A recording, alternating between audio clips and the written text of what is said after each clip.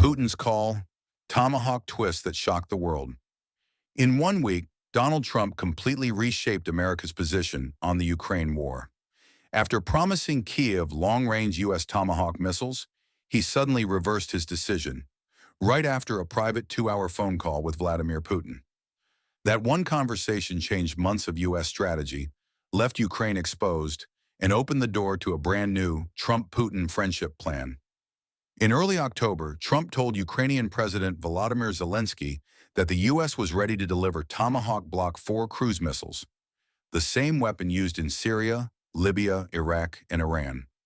Each costs about $2 million, flies up to 2,500 kilometers, and travels low and fast, avoiding radar.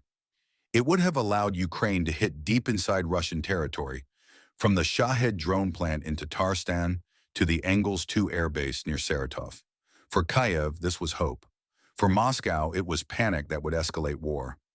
Russia's intelligence chief quickly warned that giving Tomahawks to Ukraine would be a hostile act and even a threat to global security, since the missile can carry nuclear warheads.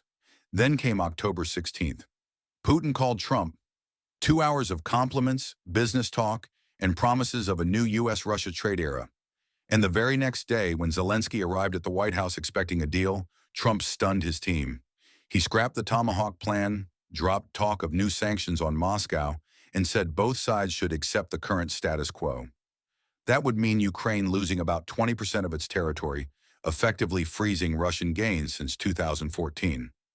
Behind the scenes, officials now talk of a Budapest summit, where Trump and Putin could finalize 2 key deals: a peace framework that stops fighting but locks in Russia's territorial control; a trade reset, easing sanctions on Russia, India, and China in exchange for limited energy cooperation.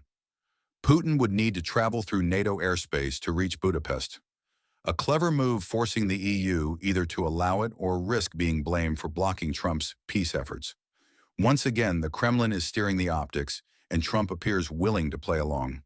When asked about the reversal, Trump said, "We need Tomahawks for the United States too. We have a lot of them, but we need them." But analysts point out that this was not about supply. It was about strategy. Even a few dozen Tomahawks could have crippled Russia's oil refineries and supply lines. Instead, Trump chose diplomacy with Moscow over deterrence for Kyiv, a pattern seen throughout his presidency: threaten, pause, then fold after a Putin phone call. And just as that decision made headlines, another shock came from Moscow. Kirill Dmitriev, Putin's investment envoy, revealed a proposal for a 70-mile undersea tunnel linking Alaska and Russia, called the Trump-Putin Friendship Tunnel. He claimed a feasibility study began 6 months ago, with an $8 billion budget and an 8-year timeline, even inviting Elon Musk to join the project. Trump called it interesting, while Zelensky said he did not like it at all. If ever built, it would double the length of the Channel Tunnel and physically connect North America to Eurasia, reviving a dream first imagined in 1904. With Trump stepping back, all eyes now turn to Europe.